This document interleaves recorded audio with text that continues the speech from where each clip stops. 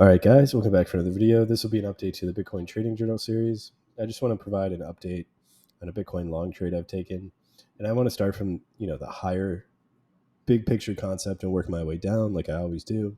So you'll have to forgive me if I've covered this topic previously, but I just want to cover it for maybe new people watching the channel or people who haven't seen the previous videos.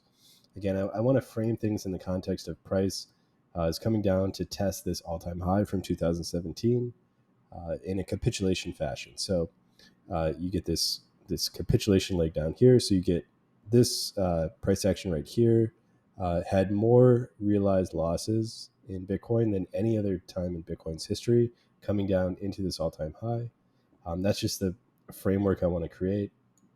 If we go down to the 2-day, you can really see, again, this is the 2-day high from the 2017 high right here. See that high right there. And then if we go this way, you can see during the 2020 run up, price reacted off that level. It came up and had a little bit of a consolidation, right? It's respecting this level. You could have pulled in profits, hedged there, and ultimately broke above, but it did react at that level. And now, again, we capitulated into that level. And then we see some different price distinctions occurring on the chart. So we capitulate into that level, and then we get RSI divergence on a closing basis. So if we go, again, just go back to the chart, you've got again, it's not perfect, but this is, you could move it right here. Again, support is a general area. So you have a close lower relative to this close, and then the close higher on the RSI right here. But you don't have confirmed RSI divergence until you take out the high. That's very important. That's why I put this line right here. You may have seen it forming, but you don't have confirmed RSI divergence until you start taking out the highs. That's where, on July 6th, July 8th right here. And then you take out those highs. And then, of course, price confirms the divergence, sets in an uptrend, and it maintains that uptrend until it breaks structure to the downside, which is right here, which we'll revisit, at a later time or later in the video.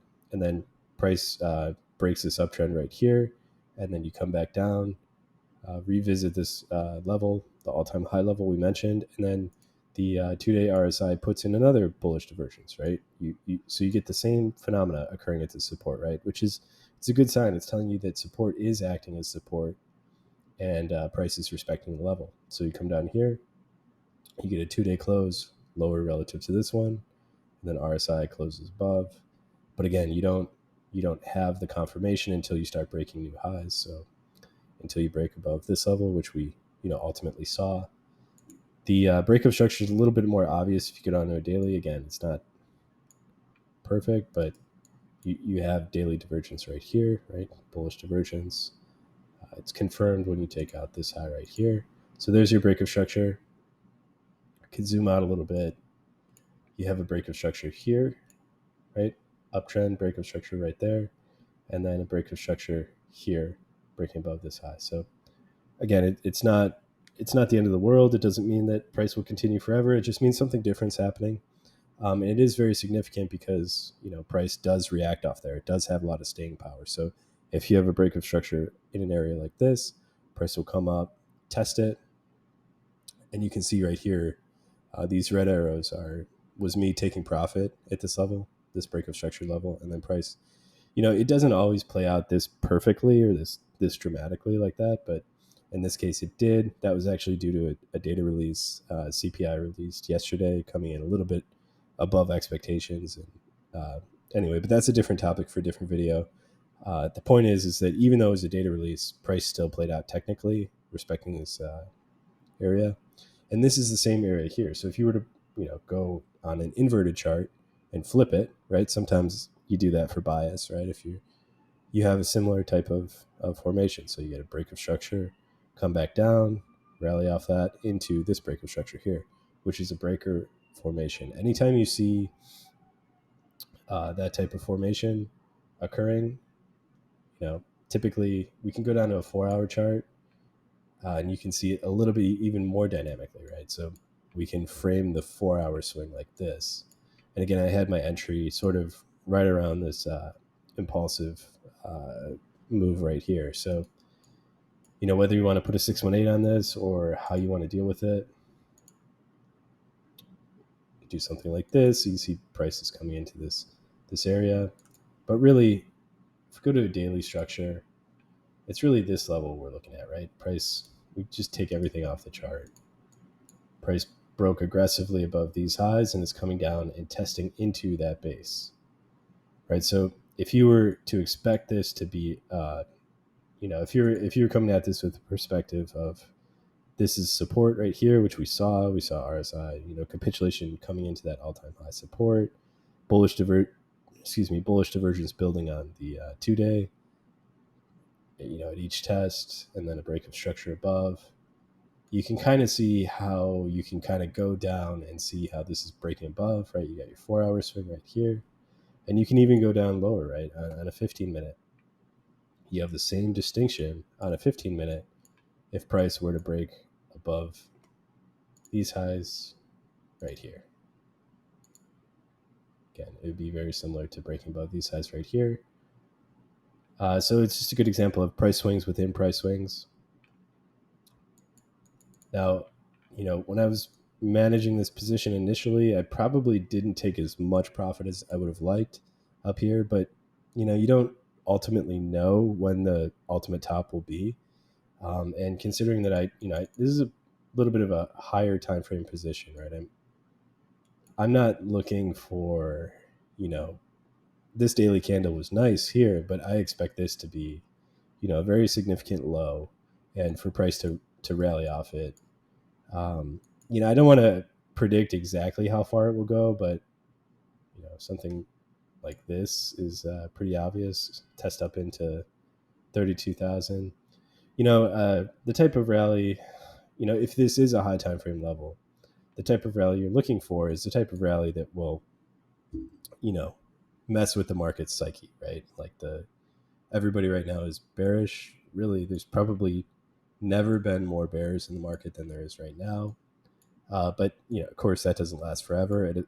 If price rallies off this level, there's a certain point that it can rally to where people psyches will flip the other way, right?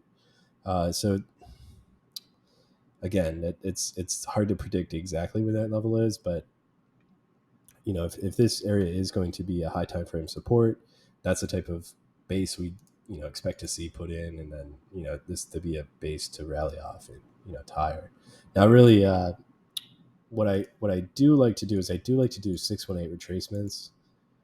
So something like this, this final push right here from was this the April 1st roughly, something rallying up into a level like this. That would be for me really a great hedging area, great sell area. Again, because that's the area where you would probably see a lot of these bears flip bullish. It a pretty bad time to be bullish. Again, it's not financial advice. It's just my opinion.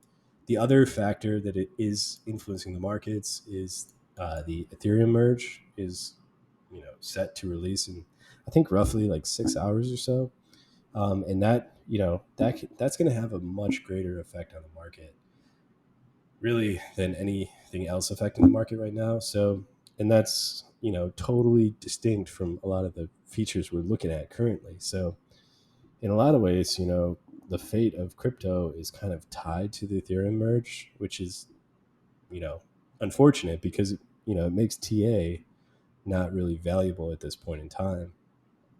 But again, it, you know, that the topic of the merge is a whole other topic in itself. I'll probably make a video analyzing that soon. Probably wait till the actual event occurs and is either successful or a failure. Um, Personally, I think that it will be successful, but I also acknowledge the fact that there is a non-zero chance of failure, and if it does fail, then it's going to be pretty dramatic, and that could really incite a flash crash in the crypto market. So I'm definitely managing risk very aggressively with a stop right here. In case that worst case scenario plays out.